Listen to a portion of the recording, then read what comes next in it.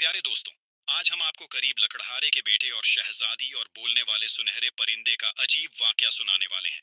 बोलने वाले परिंदे ने शहजादी के साथ क्या किया, आइए सुनते हैं। ये पूरा वाकया वीडियो में आगे बढ़ने से पहले आपसे छोटी सी गुजारिश है।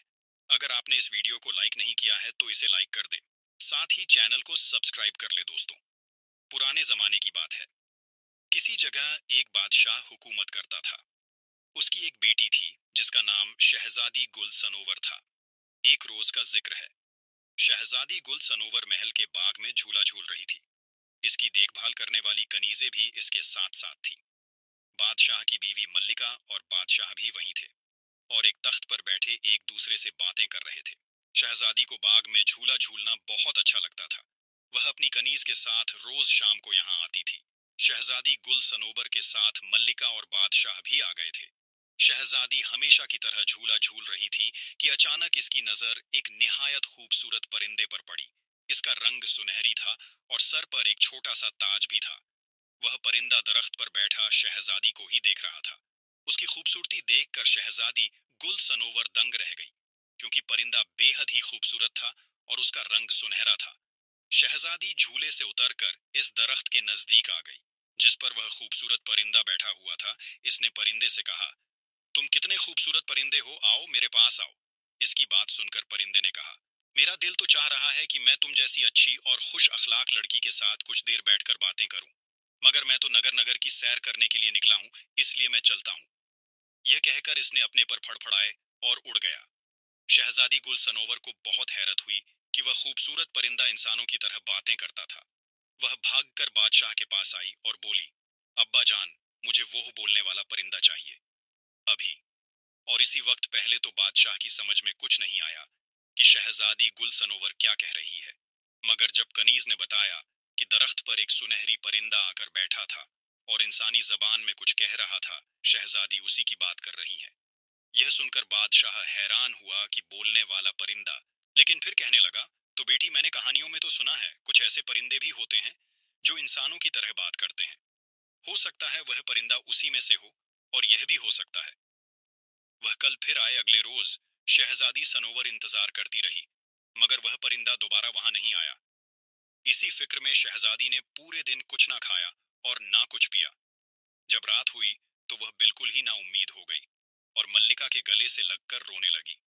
मल्लिका ने उसे मुख्तलिफ तरीके से समझाने की कोशिश की, मगर इस अजीबो गरीब परिंदे के ख्याल को शहजादी गुल सनोवर के दिल से ना निकाल सकी। अपनी चहेती बेटी को उदास देखकर बादशाह भी परेशान हो गया। इसने बहुत सारी तरह तरह की चीजें मंगवाकर शहजादी गुल सनोवर को दी, मगर इसने उनकी तरफ आंख उठाकर भी नहीं देखा। जब 2-3 रोज इसी तरह गुजर गए तो मल्लिका और बादशाह की फिक्र में इजाफा हो गया। शहजादी गुल सनोवर इन चंद दिनों में निहायत कमजोर हो गई थी। उन्हें यह डर था कि शहजादी कहीं बीमार ना पड़ जाए। बादशाह के जहन में एक ख्याल आया। इसने सोचा कि वह खुद इस परिंदे को तलाश करके अपने साथ लाए, ताकि इसे पाकर वह खुश हो जाए। यह बात जब बादशाह ने मलका को बताई तो वह बोली, अगर आप इस सफर पर चले गए तो हुकूमत कौन चलाएगा? इस परिंदे को तलाश करते करते न जाने कितने दिन लग जाएं। इस दौरान रियाया की खबर गिरी कौन करेगा? आप ऐसा करें कि यह ऐलान करवा दें कि जो भी इस अजीबोगरीब परिंदे को लेकर आएगा उसे बहुत सी अशर्फियां इनाम में दी जाएंगी। बादशाह को मलका की यह देखकर तजवीज बहुत पसंद आई और इसने यह ऐलान करवा दिया। इनाम को सुनकर बहुत से लोग निकल खड़े हुए। जिस जंगल में इस तरह के परिंदे होते थे वह जंगल बहुत खूबसूरत था और ऊंचे ऊंचे पहाड़ की तरफ था, और रास्ते में बहुत बड़ी नदी भी पड़ती थी। वह जंगल काफी खतरनाक था और उसका रास्ता भी खतरों से भरा पड़ा था। रास्ते में बहुत सारे पहाड़ थे, दरिया थे, जंगल थे, और जंगलों में खूंखार दरिंदे थे। बहुत से लोग ऊंचे ऊंचे पहाड़ों पर ना चढ़ सके और बाज लोग दरिया को पार ना कर सके।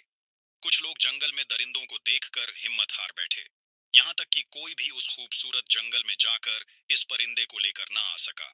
एक रोज दो नौजवान बादशाह से मिलने महल आए और बादशाह से ऊंचे पहाड़ वाले खूबसूरत जंगल में जाने की इजाजत तलब की, ताकि वहां से इस परिंदे को ला सकें।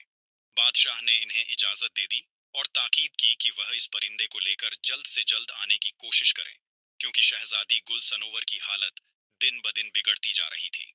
दो नौजवान अपने अपने घोड़ों पर सवार होकर इस सफर पर रवाना हो गए। इनमें से एक का नाम शहरयार था और शहरयार एक लकड़हारे का बेटा था। दूसरे नौजवान का नाम सलीम था और उसका बाप रेशमी कपड़ों का ताजिर था सलीम। चूंकि एक दौलतमंद ताजिर का बेटा था, इसलिए इसमें बहुत गुरूर था। उसने लकड़हारे के बेटे शहरयार से कहा, तुम जाकर अपने बाप के साथ जंगल से लकड़ियां काटो और उन्हें गड्ढे पर लाद कर शहर में बेचो। तुम इन चक्कर में कहां पड़ गए हो?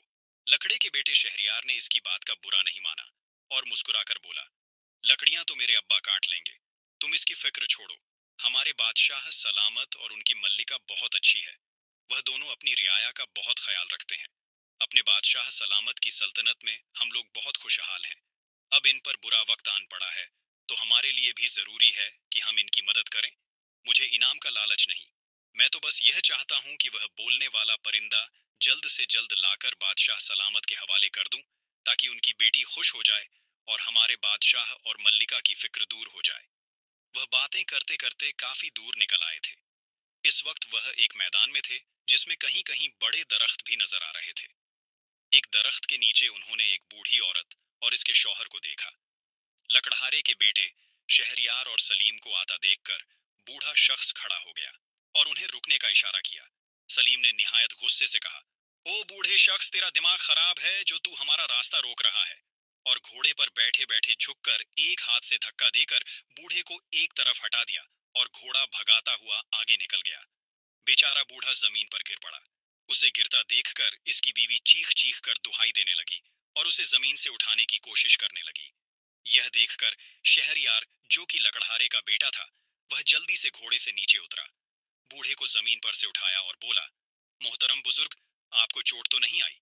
बूढ़ा दर्द से कराहता हुआ खड़ा हो गया और बोला, बुरा हो इस बदबख्त का। अगर मुझे पहले से पता होता कि वह ऐसा है, तो मैं कभी इसको अपनी मदद के लिए नहीं रोकता। शहरयार कहने लगा, उसे छोड़िए, मुझे बताइए, मैं आपकी क्या मदद कर सकता हूँ? शहरयार ने निहायत नरमी से कहा। बूढ़ा बोला, बेटा, हम सुबह घर से जाने के लिए निकले हुए हैं। मैं अपनी बीवी के साथ अपनी बहन के घर से आ रहा हूँ। हमारा गांव यहाँ से चंद कोस के फासले पर है। हम बूढ़े हैं, चल चलकर बुरी तरह थक गए हैं, भूख से हमारा बुरा हाल है।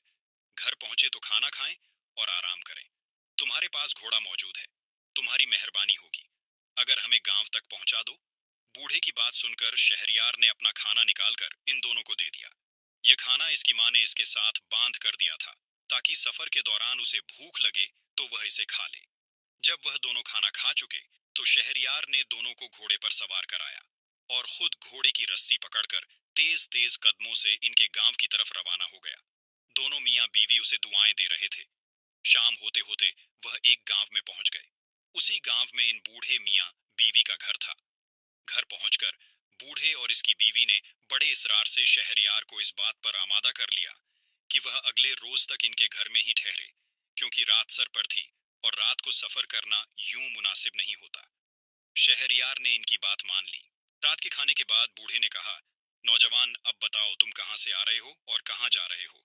शहरयार ने उसे अपनी पूरी कहानी सुना दी और बताया कि वह बोलने वाले परिंदे की तलाश में ऊंचे पहाड़ वाले खूबसूरत जंगल में जा रहा है, ताकि उसे ले जाकर शहजादी गुल सनोवर के हवाले कर सके। शहरयार की बात सुनकर बूढ़ा सोच में पड़ गया। कुछ देर बाद इसने कहा, वहां पर कुछ ऐसे नायाब परिंदे भी होते हैं जो इंसानों की तरह बात करते हैं, मगर उन्हें वहां जाकर तलाश करना पड़ेगा। उस जंगल में जाने के दो रास्ते हैं। एक रास्ते पर खतरा बहुत है और इसका रास्ता भी बहुत तवील है और वह बड़ा खतरनाक रास्ता है। दूसरा रास्ता करीब का रास्ता है। अगर घोड़ा तेज रफ्तार हो तो 1 घंटे में वहां पहुंचा जा सकता है। इस रास्ते पर कोई खतरा भी नहीं है। अगले रोज शहरयार सुबह सवेरे बेदार हो गया। बूढ़े ने उसे पहाड़ वाले खूबसूरत जंगल में जाने का रास्ता अच्छी तरह समझा दिया।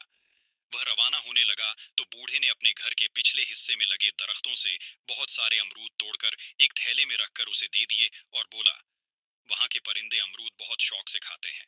यह फल उस जंगल में नहीं होता, इसलिए वहां के परिंदे इनकी तलाश में इधर आ जाते हैं। तुम ये अमरूद अपने पास रखो। मुझे यकीन है कि इनकी खुशबू वहां के परिंदों को तुम्हारी तरफ मुतवज्जो कर देगी। हो सकता है इनमें कोई ऐसा परिंदा भी हो जो इंसानों की तरह बातें करता हो। शहरयार ने अमरूद लेकर बूढ़े का शुक्रिया अदा किया और घोड़े पर सवार होकर वहां से रवाना हो गया। जिस रास्ते पर इसका घोड़ा दौड़ रहा था वह बहुत साफ सुथरा और हमवार रास्ता था। एक लंबी पगडंडी थी जिसके दोनों तरफ में हरी हरी घास थी। कहीं कहीं फूल पौधे भी नजर आ जाते थे। इस रास्ते पर सफर करते हुए वह बहुत जल्द उस खूबसूरत जंगल में पहुंच गया। वहां पहुंचा तो देखा चारों तरफ बहुत चहल पहल नजर आ रही थी। उसने वहां पर वक्त जाया करना मुनासिब ना समझा और बोलने वाले परिंदे की तलाश में चल पड़ा। इसकी नजरें दरख्तों पर लगी हुई थीं ताकि उसे परिंदे नजर आ जाएं। चलते चलते वह एक बाग में पहुंचा। वहां पर बहुत सारे छोटे बड़े निहायत खूबसूरत परिंदे फिजा में उड़ते फिर रहे थे। वह सब अपनी सुरीली आवाजों में चहचहा रहे थे, मगर इनमें से कोई भी ऐसा परिंदा नहीं था जो इंसानी जुबान में बातें करता हो। शहरियार को फिक्र तो बहुत हुई, मगर इसने हिम्मत नहीं हारी। इसने घास पर बैठकर कुछ अमरूदों की कांसें काटकर अपने सामने एक कपड़ा बिछाकर रख दी। अमरूदों की खुशबू से परिंदे वहां आ गए और अपनी नन्ही नन्ही चोंच से उन्हें खाने लगे। शहरियार ने कहा, परिंदों क्या हाल है? मगर किसी ने भी इसकी बात का जवाब नहीं दिया। शहरियार समझ गया कि इन परिंदों में कोई ऐसा परिंदा नहीं जो इंसानों की तरह बोलता हो। अमरूद की कास खत्म हो गई तो वह सब खुशी से चहचहाते हुए उड़ गए। अचानक एक सुनहरे परों वाला परिंदा फिजा से उड़ता हुआ आया और शहरियार के सामने बैठकर बोला, अफसोस, मुझे आने में देर हो गई। सारे अमरूद तो खत्म हो गए हैं। शहरियार इस सुनहरे परिंदे को इंसानी जुबान में बोलता देखकर खुशी से बाग बाग हो गया। इसने एक पीला पीला नरम और पका हुआ अमरूद निकालकर इस परिंदे के सामने रखा और बड़े प्यार से बोला, प्यारे परिंदे, फिक्र ना करो, मेरे पास और भी अमरूद मौजूद हैं। यह सुनकर परिंदा फुदकता हुआ इसके पास आकर बैठ गया और मजे से इसका दिया हुआ अमरूद खाने लगा। आखिरकार शहरियार ने अपने मतलब की बात कह ही दी कि क्या तुम मेरे साथ चलना पसंद करोगे? परिंदे ने जल्दी से कहा, क्यों नहीं, मुझे इंसानों में रहना बहुत अच्छा लगता है। वहां अमरूदों के बहुत सारे बाग हैं। मुझे अमरूद खाना बहुत पसंद है। अगर मैं तुम्हारे साथ चलूं तो तुम मुझे पिंजरे में तो नहीं रखोगे? मुझे पिंजरे में बंद होकर रहना बिल्कुल अच्छा नहीं लगता। शहरयार बोला, मैं तुम्हारी तलाश में बहुत दूर का सफर तय करके आ रहा हूँ। हमारे बादशाह की बेटी तुम्हें याद कर करके हलकान हो गई है। इसने खाना पीना भी छोड़ दिया है। मैं तुम्हें ले जाकर इसी शहजादी के हवाले करूंगा। वहां महल में तुम बहुत आराम से रहोगे। मैं शहजादी को बता दूंगा कि वह तुम्हें पिंजरे में बंद ना करे। परिंदा बोला, मैं कुछ रोज पहले शहजादी से मिल चुका हूँ। मैं शहर शहर घूमने फिरने निकला था और इत्तेफाक से महल के बाग में मेरी शहजादी से मुलाकात हो गई थी। वह एक बहुत अच्छी और खुश अखलाक लड़की है। मुझे उसके साथ रहकर खुशी होगी। परिंदे ने कहा और उड़कर शहरयार के हाथ पर आकर बैठ गया।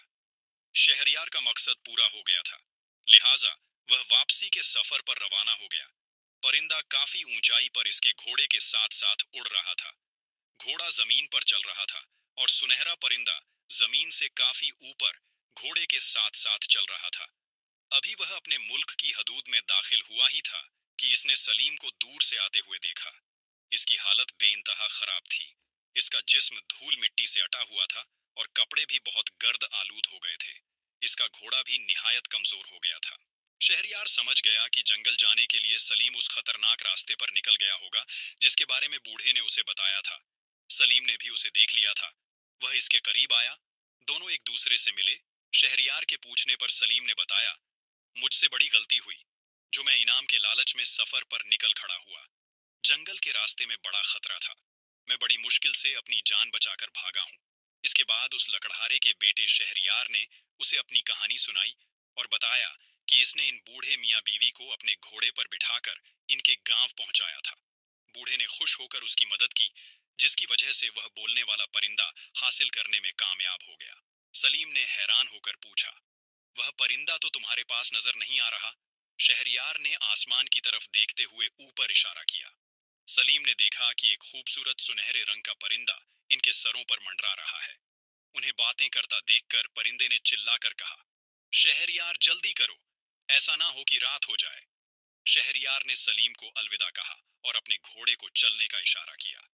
सलीम ने उसे जाता देखा तो बोला, अगर मैं इन बूढ़े मियाँ बीवी के साथ बुरा सुलूक नहीं करता तो मुझे भी बोलने वाला सुनहरा परिंदा मिल जाता। शहजादी के पास ऐसे दो परिंदे हो जाते। मैंने अपनी बदअखलाकी और खराब जुबान की वजह से इनाम हासिल करने का मौका जाया कर दिया। मुझे अपने बुरे सलूक और गुरूर की सजा मिल गई है। यह कहकर वह अपने रास्ते पर चल पड़ा। शहरयार महल पहुंचा तो सुनहरे परिंदे को देखकर शहजादी गुल सनोवर खुश हो गई। परिंदा भी बहुत जल्द उससे मानूस हो गया। शहजादी जहां भी जाती वह इसके पीछे पीछे होता। शहरयार के कहने पर शहजादी गुल सनोवर ने वादा कर लिया था कि वह इस परिंदे को पिंजरे में नहीं रखेगी। शहजादी गुल सनोवर को खुश देखकर बादशाह और मल्लिका ने भी चैन का सांस लिया। बादशाह ने शहरयार की हिम्मत और बहादुरी की बहुत तारीफ की। रात हो गई थी, इसलिए बादशाह ने शहरयार को घर नहीं जाने दिया और उसे शाही मेहमान खाने में ठहराने का हुक्म दे दिया। अगले रोज हस्बे वादा बादशाह ने शहरयार को बहुत सारी अशर्फियां इनाम में दी। शहरयार ने बादशाह का बहुत शुक्रिया अदा किया और अशर्फियां का थैला अपने घोड़े पर रखकर महल से रुखसत होने लगा। शहजादी गुल सनोवर अपने सुनहरे परिंदे के साथ उसे अलविदा कहने आई। शहरयार महल से निकला तो उसका रुख अपने घर की जानिब नहीं था। वह बड़ी तेजी से अपना घोड़ा दौड़ाता हुआ उस बूढ़े के गांव की जानिब जा रहा था, जिसके बताने की वजह से वह बोलने वाला परिंदा हासिल करने में कामयाब हुआ था। वह इनके गांव में पहुंचा तो बेचारा बूढ़ा बीमार पड़ा था और इसकी बीवी इसकी देखभाल में लगी हुई थी। बीमारी की वजह से बूढ़ा अपने काम पर नहीं जा सका था। ऐसे में शहरयार की उस रोज की दी हुई रकम उनके बहुत काम आई। शहरयार को देखकर दोनों मियां बीवी खुश हो गए। शहरयार ने अपनी कामयाबी की खबर उन्हें सुनाई। फिर शहरयार ने बादशाह के दिए हुए इनाम में से आधी अशर्फियां बूढ़े के हवाले की और बोला, आधे इनाम के आप भी हकदार हैं। अगर आप मुझे वह आसान रास्ता न बताते तो शायद मुझे वह परिंदा कभी भी नहीं मिलता। इतनी ज्यादा अशर्फियां पाकर वह दोनों मियां बीवी खुश हो गए और शहरयार को दुआएं देने लगे। इसके बाद शहरयार अपने घर आया। इसने पूरी कहानी अपने माँ बाप को सुनाई और बादशाह से मिला हुआ आधा इनाम उनके हवाले कर दिया। इसके माँ बाप तो खुशी से फूले नहीं समा रहे थे। वह इस बात पर बहुत खुश थे कि इनके बेटे ने उस बूढ़े के एहसान को फरामोश नहीं किया और इनाम का आधा हिस्सा भी उसे दे दिया। इनाम में मिली हुई अशर्फियां से शहरयार ने अपना कारोबार शुरू कर लिया। इसके बाद इसके बाप ने जंगल से लकड़ियां काट कर फरोख्त करना भी छोड़ दी और कारोबार में अपने बेटे का हाथ बंटाने लगा। थोड़े ही दिनों में इनका कारोबार खूब चमक उठा। यूं एक लकड़हारे का बेटा कमजोर इंसानों से मोहब्बत और इनकी मदद करने के सिले में अपने माँ बाप के साथ एक खुशहाल जिंदगी गुजारने लगा। तो प्यारे दोस्तों, ये थी हमारी आज की कहानी। आपको ये कहानी कैसी लगी कमेंट बॉक्स में जरूर बताइएगा और इसी तरह की मजीद कहानियां सुनने के लिए हमारे यूट्यूब चैनल शहानी नॉलेज को सब्सक्राइब करके बेल बटन ऑन करना हरगिज मत भूलिएगा। वीडियो पसंद आई हो तो वीडियो को लाइक करें। मिलते हैं किसी नई वीडियो में नई कहानी के साथ। तब तक के लिए शुक्रिया। अल्लाह हाफिज।